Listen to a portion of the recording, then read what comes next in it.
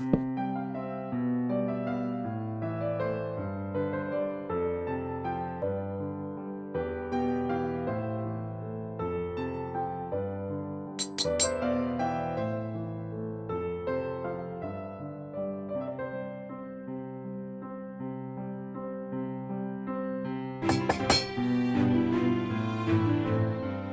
really sure why I didn't do that last episode, but we're gonna need the netherite picks for this one.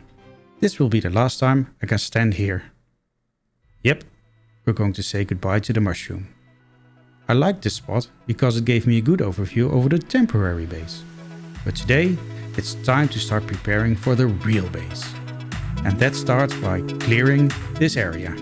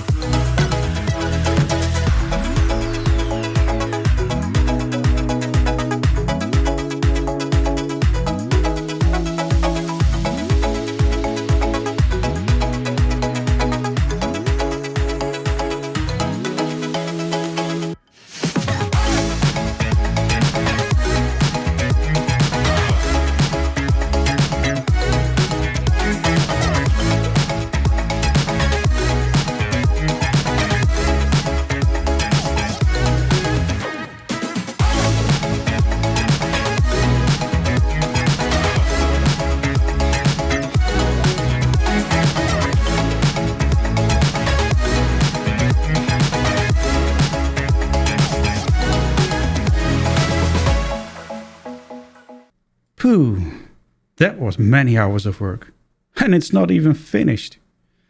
I made good progress though.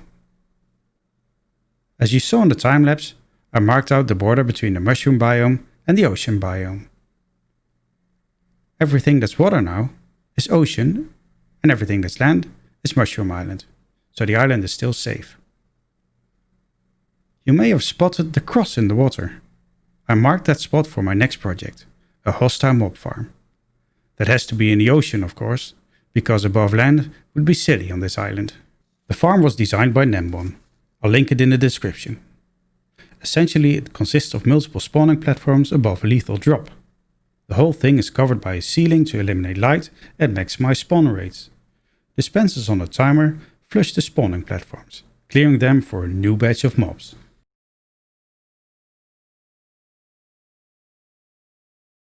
I made the mistake of testing the redstone before I was 100% done. That flushed away all my torches, and I spent quite some time in the dangerous task of fixing the platforms without being killed and without getting everything blown up by a creeper.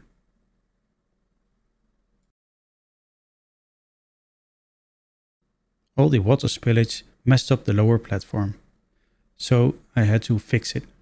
I ended up removing all the water so I could replace it again. This time I made a small infinity water source, so I didn't have to jump down every time. Only one last thing to do, remove the outer border. But as you can see, water dynamics can be quite finicky.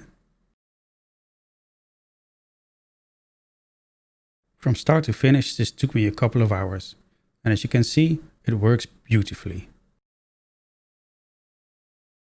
This farm will work fine if I'm down on the island, but it's even better on a spawning spot right on the top.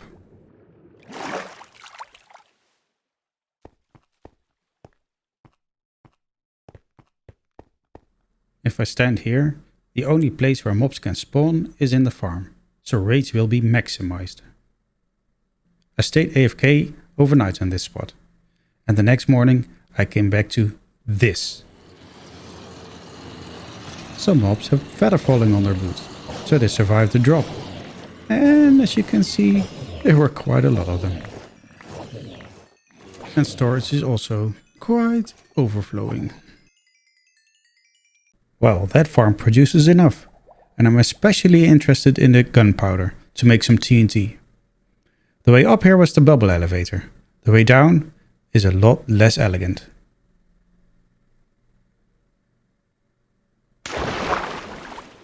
Yep, gravity. Anyway, I made a wall of chests here for all the drops. And this is where the gunpowder is. As you can see, I've got more than enough gunpowder for now. I even made some TNT. And that's, of course, to blow up that mountain. Let's first do some controlled demolition.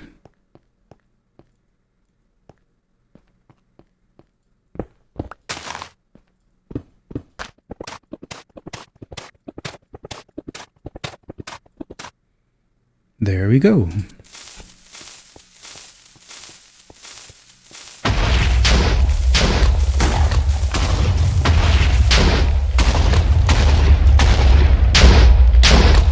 Beautiful. This is so much more fun than just breaking all the blocks.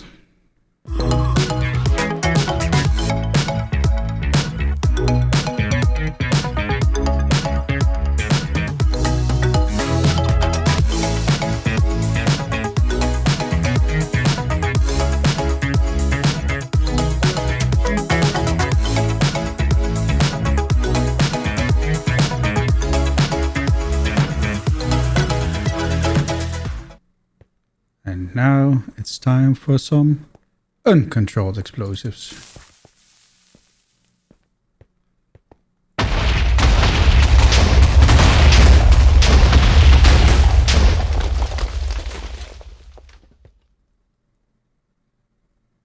Nice.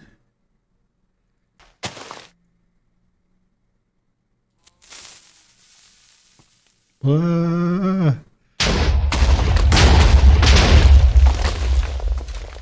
That was a little too close.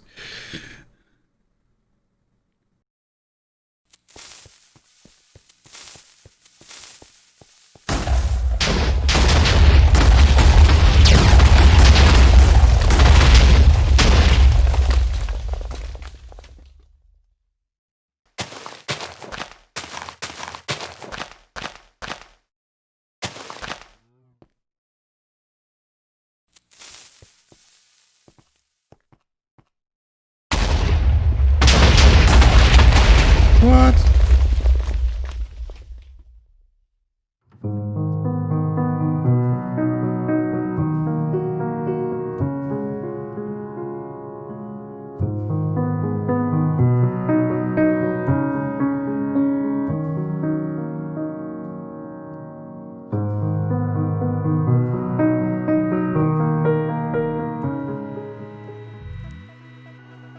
No, let's try this again.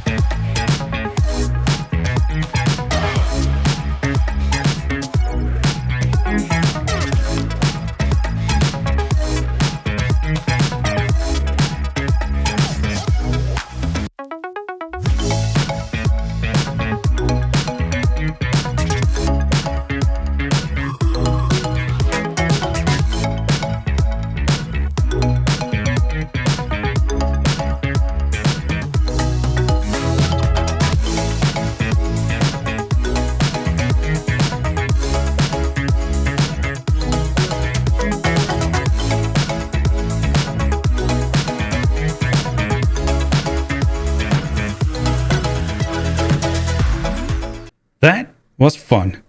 Destroying the hills with TNT was a welcome change from manually breaking blocks. I died once though, but that was really unlucky. TNT launched right at me and blew up in my face. Ouch. Luckily I could recover all my items, so nothing to worry about. Anyway, most of the area is flat now. Only this part with the villages is still here. And the dirt holding up these mushrooms, of course. I also relocated the animals to this corner. And that reminds me that I never showed you how I got these brown mushrooms. It was in a thunderstorm that one of the mushrooms got hit by lightning and turned brown. That was a nice surprise. And it's quite hard to see, but after another thunderstorm, I found a skeleton trap. Very conveniently underwater. Beating the 4 horsemen was really easy. But back to the base plans. All the yellow squares is where the chunk corners are, and that will help me to chunk align the farms I want to build in this area. This white line is where the storage system is going to be, and this white line is where I want to have the villager trading. I have to move the villagers from here to there. And as you can see, storage is needed because everything is littered with chests around here. They're really a mess. But that will have to wait. First, I have to remove this area and then I'm going to move the villagers.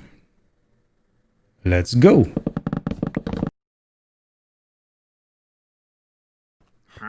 Bonjour! What do you have for me? Red mushroom look nice. That'll get me some emeralds. Let's trade some.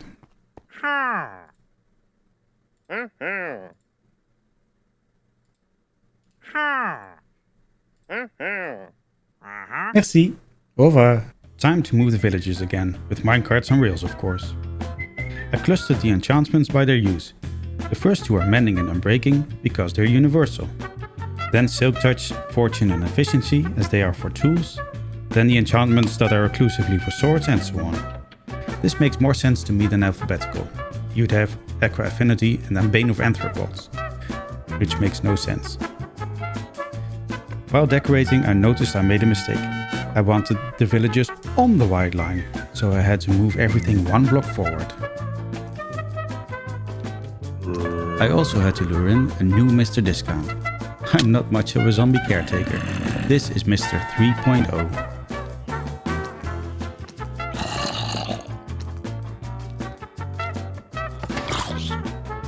Gotcha.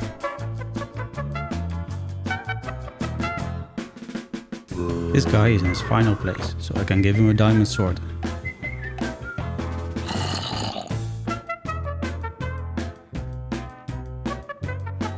Let's quickly protect this guy against the sun and finish up this torture chamber. Villager conversion chamber. Discount office. That sounds nice.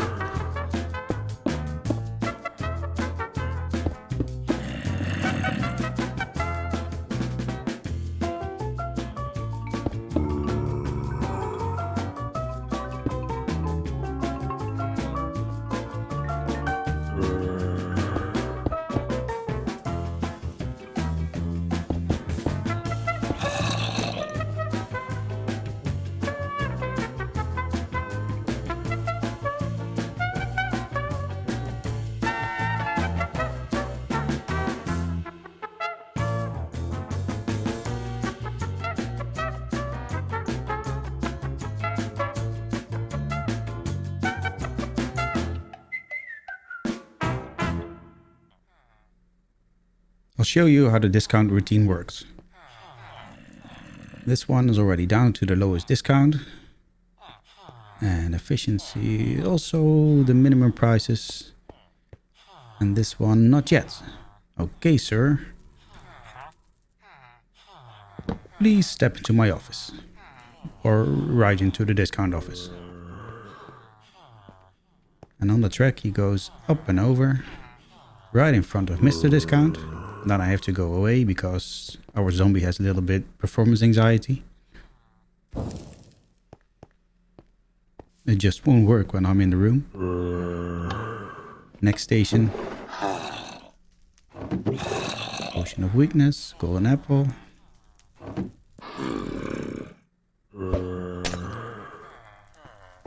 And the curing process has started.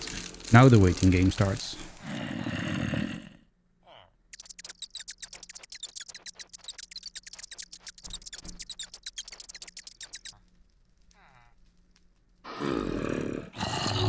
Yep. Let's see. Are you down to full discounts? Yes. Excellent. Flip this switch. Make sure he gets in his own office. And off you go.